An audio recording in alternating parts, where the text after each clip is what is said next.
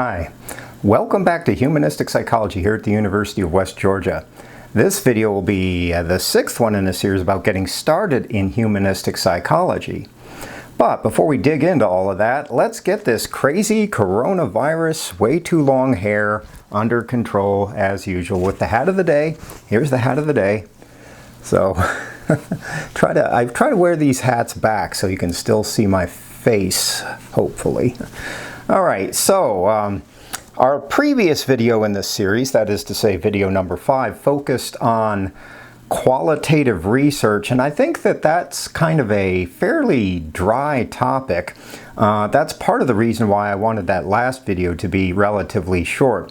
I think this video will be a lot more inherently interesting than that because it has to do with the theme of potential. Okay, so potential is a big theme within humanistic psychology. And when you think about it, it grows out of this tension that we've already described between these two layers or levels of meaning. So one of those levels, recall, has to do with the phenomenal level of meaning, and the other has to do with the phenomenological level of meaning. And when we were talking about that, I was trying to convince you that the phenomenal level of meaning is, in fact, meaningful. In other words, our lives are already meaningful even before we begin to reflect upon them and have sort of insights about them and all of that. So the example I gave you at the time, in what was that, 2 videos ago, had to do with the way our bodies are already a kind of sensible, coherent, and in a sense meaningful relation to the world that surrounds us. Okay, so here we're going to look at another example of that. And the example has to do with our relation to possibility. All right, so even in the everyday way, the insight is that we're always moving with respect to possible futures for ourselves, both positive ones and negative ones and ones that are more or less neutral. But that we're always moving with respect to the future. Okay, so this is another way in which everyday life is, in a sense, meaningful. It's not just that we're oriented toward the world in a significant way, okay? So we're always moving with respect to possibility. So a fancier way of talking about this is that we are always teleological. Okay, so that's a fancy word, but it sort of has the word telos in it. So we've encountered that word before in this series of Getting Started lectures, and it's the Greek word. It's a Greek word that means goal, end, destination, something like that. Implication, in the future. Okay, so when we talk about our being teleological beings, part of what that means is that we're always oriented toward future possibilities. Or another, I guess, somewhat less fancy way of talking about it is that we're always purposive in our being. Okay, so these are all getting at the same thing. So if this is starting to sound a little bit alike, that's great. So we're always doing that. And when you think about it, you might try to think of maybe counterexamples to that. Wow, are we always oriented toward possible futures for ourselves? Like, because sometimes maybe, you're spacing out sort of in a big way. And it doesn't seem like there's a particular orientation to future in that kind of experience. You're just sort of like, except that it goes on for a lot longer, or consider the example of being asleep. All right, so are you oriented toward a possible future when you're asleep? And here you have to maybe get a little bit creative. Because in experiences like those, the fact of the matter is, and I bet you can relate to this, that if you're in the middle of spacing out or you're asleep and all of a sudden a salesman rings your phone. Oh, where's my phone? I could have a prop. My phone's not here. The salesman rings your phone and tries to sell you aluminum siding.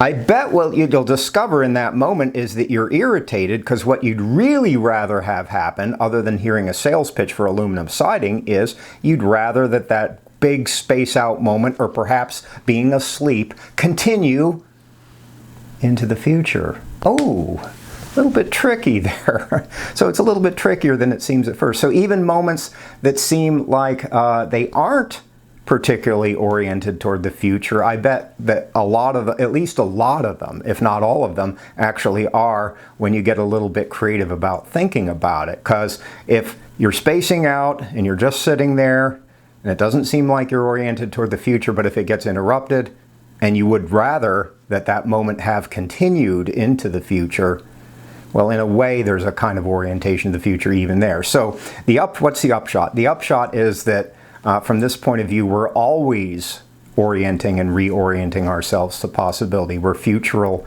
beings. Okay, so that's true in sort of the everyday sense of our projects and what we're about and what we're trying to get done in our lives. But more importantly, it's true with respect to ourselves. Okay, so we're futural with respect to our own being. And what this is getting at is the idea of growing in who and what we are in the future, all right? Developing as human beings into some region of future possibilities. Basically, what we're trying to do is fulfill our potential in life in one way or another as we're growing as human beings. This is probably maybe more obvious in childhood, where, sort of the arc of growth is much more obvious and noticeable, but it's also true in adult life. I mean, even if you're sort of an older person like myself, I'm orienting and reorienting myself with respect to future possibilities. I hope to grow and, develop spiritually along any number of other dimensions despite the fact that I'm 60 years old now. So, and I assume that, when I'm 80, if I live that long, that the same will be true then too. Okay, so fulfillment of our potential. So for humanistic psychologists, because they see our being as fundamentally teleological, this whole idea of potential is a big deal. Okay, so it's a big theme within humanistic psychology. So I said in your notes, humanistic psychology sees people, i.e. us, in terms of not only where we've been, how the past has shaped and influenced us and brought us into the present, not only in terms of where we are now, but also in terms of where we could be. Okay, so, all right, so, and I said in your notes that notice that this is also an expression of holism. So the way in which that's true is that it involves an integration of past, present, and future. So humanistic psychology is not content to just sort of place an undue weight on the past and how the past has sort of shaped and altered you and brought you where, not even on the present, although there is a pretty recurrent emphasis on the present, but also with respect to the future. And that makes it a little bit different from some other mainstream modes of psychology. There's not this sort of, insistent emphasis on our orientation of possibility and, our growth into our potential and all of that kind of stuff necessarily in some other schools of psychology. Now, okay, so let's talk a little bit about potential. Thing is, potential varies considerably from person to person. The potential that one person has is not necessarily the potential that the next person has, even if they can overlap to a certain extent. And the reason why is because we're different. Okay, so different people are different in any number of ways, and one of the ways is because of your individual constitution, you have certain kinds of potentials that you can fulfill that may or may not be the same as someone else's potentials that they can fulfill. Like someone may have the potential to be a great basketball player, and someone else may have the potential to become a great musician, and someone else may have the potential to become a great West Georgia student. Go West, go Wolves. Okay, West Georgia hat. All right, so we all have different potentials, at least to an extent, all right, even if they can overlap somewhat. Now, there are several pretty foundational ideas within psychology that humanistic psychologists construe in terms of this idea of potential. Okay, so psychological development they tend to see in terms of the ongoing attempt to fulfill your unique potential, and also insofar as development doesn't always go smoothly, they also see it in terms of what blocks or occludes our movement into our deeper potential in life. So the struggle to develop as a human being is basically a struggle with respect to fulfilling our unique human birthright, our unique human potential to be the best and deepest and brightest variation of ourselves possible, might be a way of thinking about our potential. All right, so healthy psychological development means that struggle to fulfill our potential is going along more or less well, and unhealthy development means that it's blocked, occluded, deflected in some way or another. Another pretty foundational idea within psychology, and pretty much every psychology program, at least in the United States, has a course not just in psychological development, but also in abnormal psychology. So abnormal psychology is where you get into clinical issues like psychological disturbance and disorders and the DSM and all of that kind of stuff. So basically, humanistic psychologists also see the entire terrain, basically, of abnormal psychology and psychological disorders in terms of what gets in the way of fulfilling our deeper potential in life. That all forms of psychopathology are in one way or another, and there's a lot of ways that this can happen for sure, because if you look at the DSM, maybe I should go get it. It's like just sitting over there on the shelf. There's a lot of ways that can happen, but still common to all of them, common to all of our psychological difficulties, is the idea that something is getting in the way of fulfilling our deeper potential, our deeper destiny in life in one way or another. Okay, so they tend to see abnormal psychology in terms of this potential too. Now at this point in your notes, I introduced a term that comes to us by way of Abraham Maslow, and you may be thinking, wait a minute, like, haven't I heard that name somewhere before? Yeah, it's one of the books that you're going to be reading in this class, and perhaps you remember the name because you've already bought the book, and maybe it's already on its way to being delivered to your house by angels in brown suits, that is, the UPS delivery people. Okay, so, and the term is self-actualization in big block letters. Okay, so this is a way of talking about this movement into our deeper potentials in life. Okay, and you're going to see this term again several weeks down the line when we get into Abraham Maslow, so you might as well pick up on it now. It's a term that figures very prominently within humanistic psychology generally. So self-actualization is one way of talking about the process of fulfilling our deepest potential in life. So what is self-actualization? Well, self-actualization, besides having to do with the fulfillment of your deeper potential in life, has to do with a kind of emancipation, I said in your notes. Okay, so a kind of liberation, or a freeing.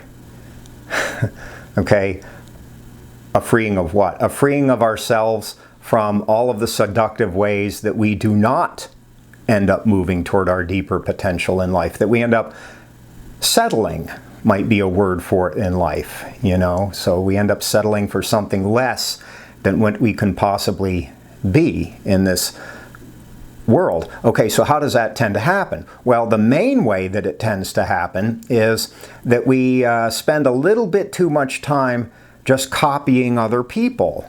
All right, so we sort of look around, and this is a very natural human thing to do, by the way. This is nothing inherently pathological. We end up looking around, seeing what other people are doing, especially during childhood.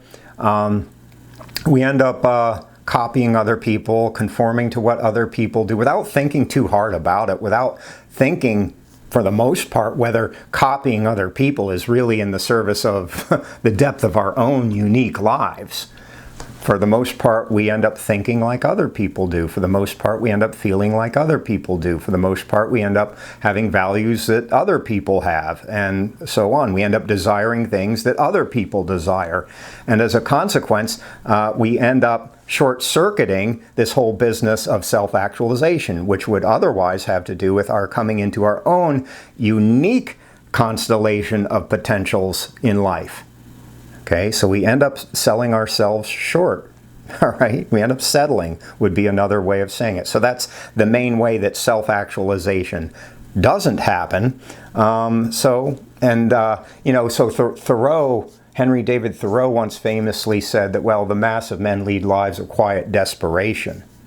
Okay, we can update the gender language slightly and say the mass of people or human beings end up living lives of quiet desperation. And I think that's a fairly trenchant insight into, some of the malaise of our current cultural conditions that, you know, like what is it that sort of, what is it that makes us live lives that are smaller than they really need to be, that are weaker than they really need to be, okay? What keeps us kind of stunted and cut down? Well, and living lives of quiet desperation. Well, maybe this is part of what we're getting at. Like the main dynamic, the main way that that happens is that we don't end up moving towards something like self-actualization. Instead, we just end up sort of going with the herd, right? So we just sort of follow the ass of the cattle ahead of us, and that's sort of it until eventually we drop off into the grave. Well, woohoo, that rocks. What a paradigm for life. God, I feel so proud to be part of that. You know, well, that's sarcasm, by the way, for those who are not fluent in it.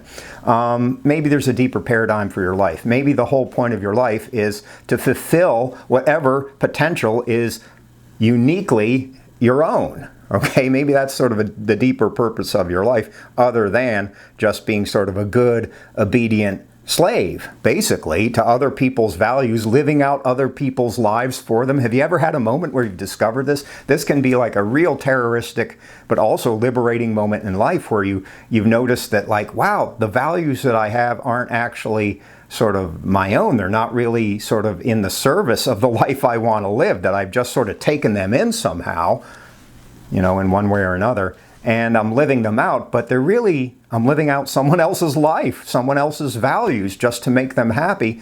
And part of that can have to do with, like, I'm afraid to disappoint other people, or I'm afraid that other people won't understand me if I live out my own life, you know, and a certain kind of fear. And it's a fairly primitive, deep fear that keeps us from living our own lives, right? But when you think about it, like, what's the alternative? What's the damn alternative to living the depth of what you can be in this world? You know, just to be sort of a conformist robot? I mean, is that like really an appealing alternative? And maybe for some people it is. It's like, well, like, yeah, that would be sort of the damn apotheosis of my entire existence, is to be the best conformist possible. Well, maybe you're deeper than that. Just a thought, you know. And even if you're 20 years old and you think, well, you know, you're whatever, a Zoomer, like a Gen Z 20-year-old type, born in the 21st century. I still can't get over that, being older myself. My students are born in the 21st century. Wow, it's pretty damn impressive. Even if you're a young person, this is at issue for you, okay? You're not too young to be thinking about this, right? You're not too young to be considering these thoughts. You know, are you really living toward the depth of what you can be? You know, is that where your trajectory is taking you, even if you're only 20 years old? Or I don't know, maybe you're a damn prodigy from the advanced academy, and, well, I'm just 16 years old, this doesn't apply to me. It's like, yeah, it does. Sorry, thank you for playing. You're gonna have to settle for miscongeniality, because that does not actually win you the contest. What wins you the contest is being what you can be in this life, uniquely, distinctly.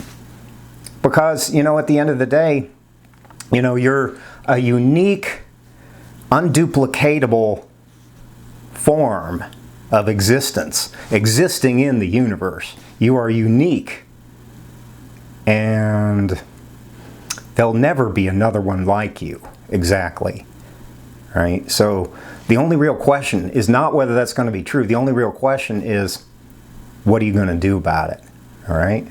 So if you really are a unique, unduplicatable manifestation of all that life is, then what sort of life is commensurate with that reality? And I'm suggesting to you that the only one that is really commensurate with it is to do what you can to tear yourself loose from all of the damn seductive things that keep you living a small, mostly unfulfilled life of quiet desperation, and start to fulfill your destiny, okay?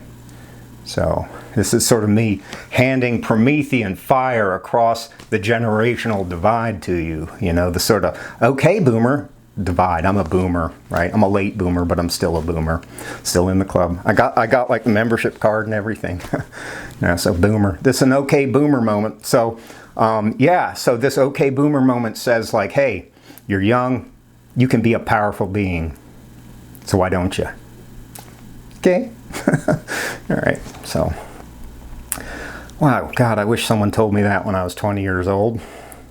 Anyhow, since they didn't, I get to tell you. That's my revenge. All right, so humanistic psychology. Oh, wait, before we get into this, there was another thing I wanted to mention.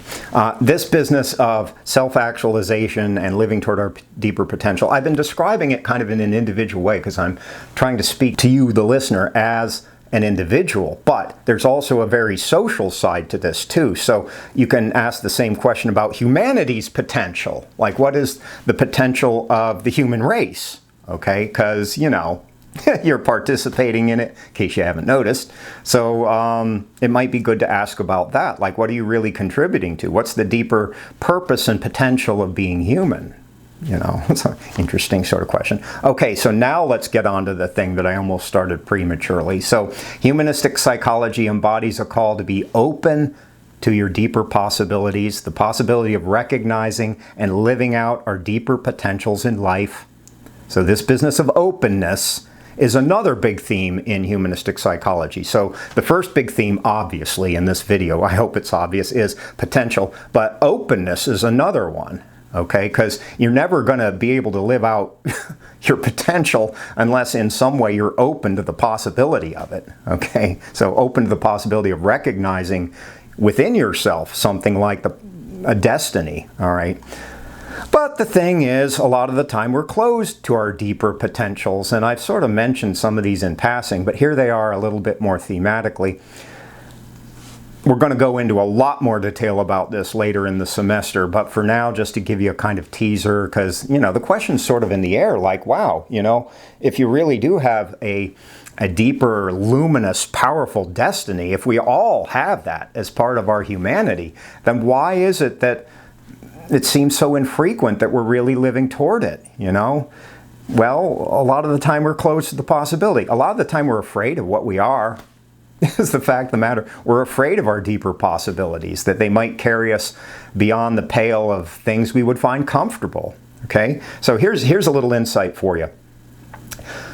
The fact is that we hardly ever grow in any deep or powerful way when we're lounging easily in our comfort zones, nice and comfy and warm and fuzzy. Like, our growth hardly ever, maybe one time in 1,000 it happens there, hardly ever happens when we're nice and comfortable in our safe space, so you feel nice and safe and all of that kind of stuff. Like, our growth happens, for the most part, when we're brought to the outer edges of who and what we are, when we're brought into one of those liminal experiences that we think we might not even survive.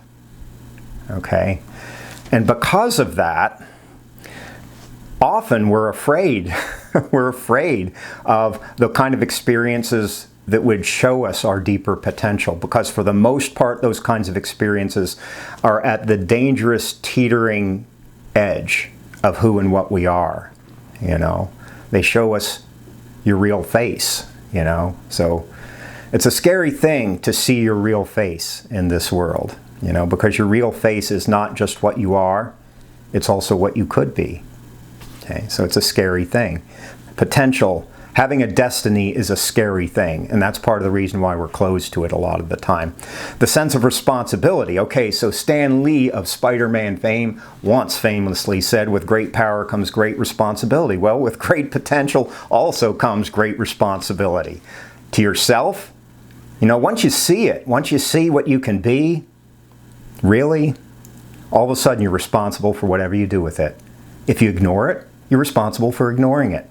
If you just try to entertain yourself away from it, draw your attention away from it somehow by being entertained, then you're responsible for that. If you look into it and try to realize it, which I'm suggesting to you might be your better destiny in this life, then you're responsible for that. No matter how you slice it, you're responsible. You getting it?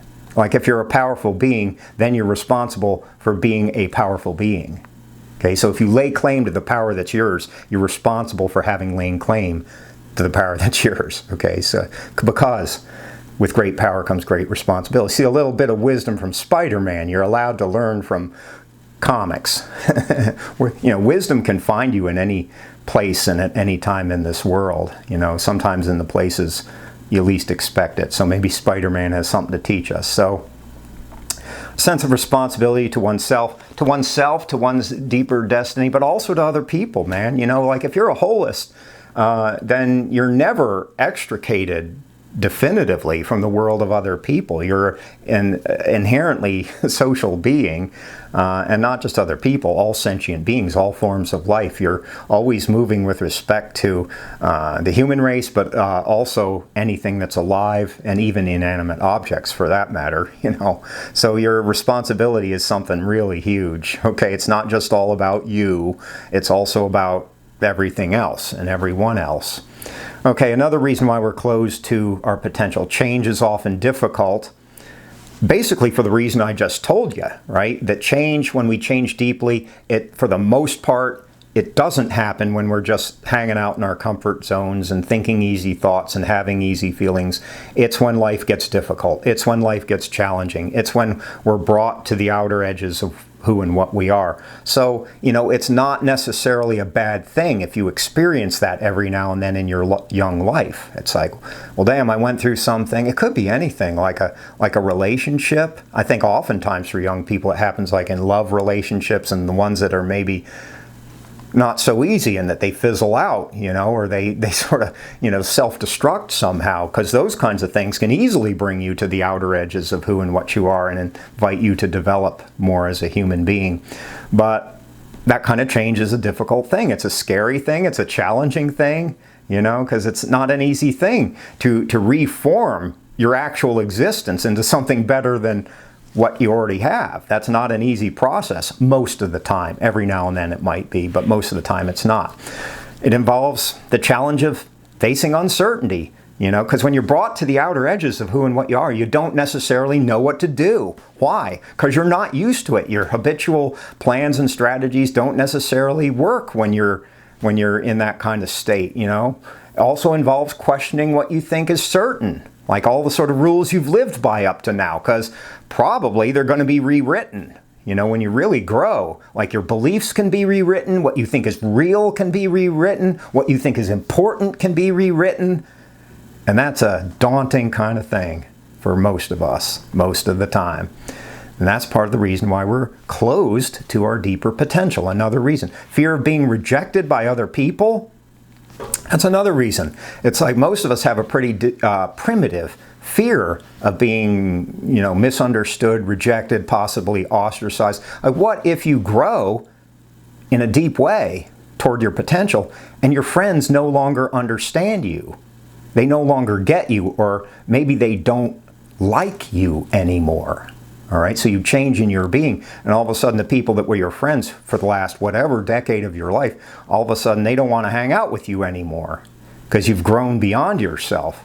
And for most of us, that's the pretty deeply seated fear, you know. But here I'd like to pose a disturbing question to you.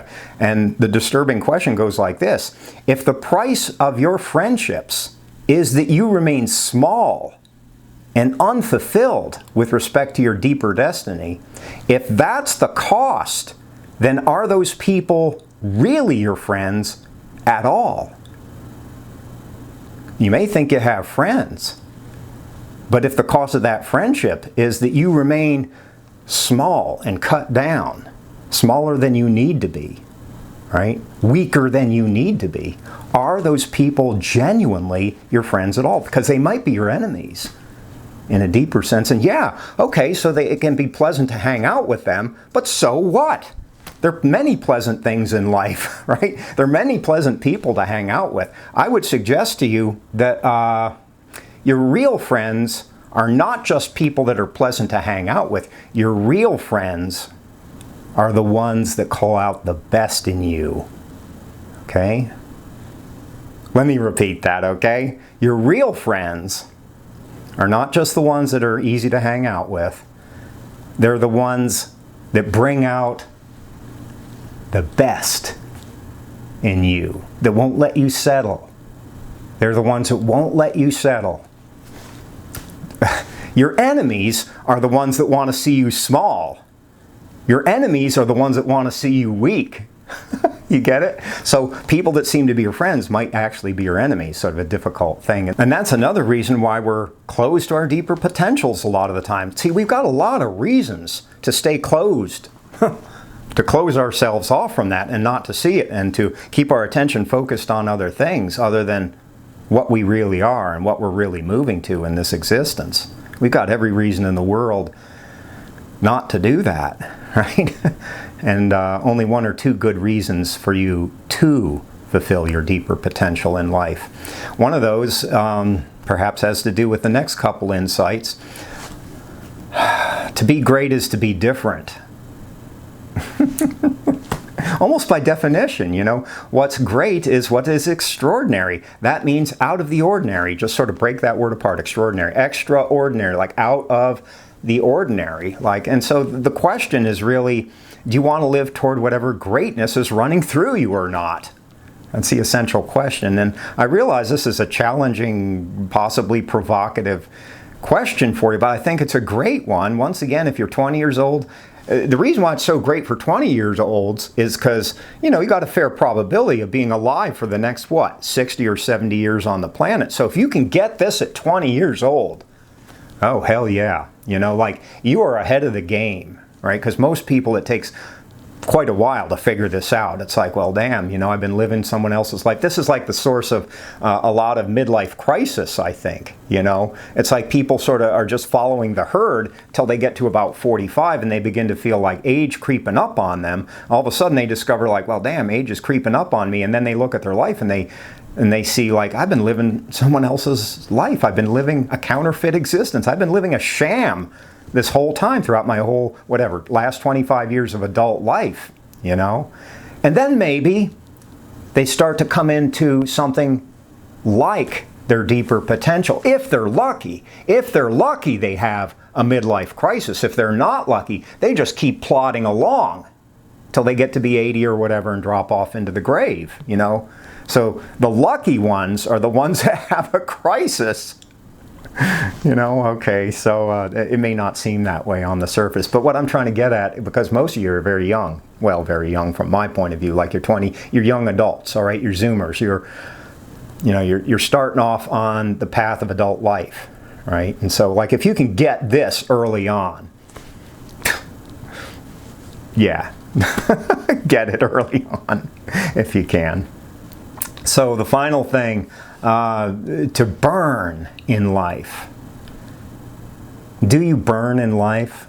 I'll just pose it as a question. I'm such an annoying, irritating jerk sometimes. Like, do you burn in life? Do you know what that means, to burn in life? Have you seen yourself burning at points? Have you seen other people around you on fire with respect to their existence? Because that may be a better paradigm than just conforming and being like a robot. To burn in life, well, it's relatively rare. I'll give you that, okay? It's difficult. I'll give you that too.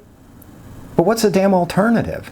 Seriously, like, what's the alternative when you think about it? It's like, well, just keep plodding along, I guess. Just keep plodding along. Wow, is that better? Is that seriously better? You know, and I'm trying to irritate you and suggest to you that maybe not. Maybe that's not a deep enough paradigm for you. Maybe your soul is deeper than that. And I know that's like a weird thing to hear, but what the hell, man? You know, like I said earlier, I wish someone had told me that when I was 20 years old, but no one did. So I had to plod along a little bit longer than maybe you have to. That would be a cool thing, I think, if you could awaken to the reality of your life earlier than I did, or earlier than average. That would be a really cool thing. That'd be like hella dope. Okay, so there's more to life than just being ruled by other people's opinions and values. God, what heresy. The heretic, you must burn! There's more to life than being ruled by other people's values and opinions. Okay, so I've been agitating probably this whole video for your deeper destiny. This has been a 35-minute approximately agitation in the service of your deeper destiny. But really, when it comes down to it, it's all up to you. You know, whether you move into it or not, it's all up to you. I'm just trying to make it obvious that the question is in the air, whether you recognize it or not. Okay, so with that, have a great day, have a wonderful day. See if you can, whatever, today, later today, it's early in the morning, it's like 6:30 or whatever here in Georgia, and you know, maybe later today, see if you can move, if only a few inches, maybe just a few inches or a few centimeters if you're in the metric system, you know, if you're sort of viewing this from another country, toward your deeper destiny, because I think that's the essential challenge. And you know what? I'm going to see if I can do the same. Take care.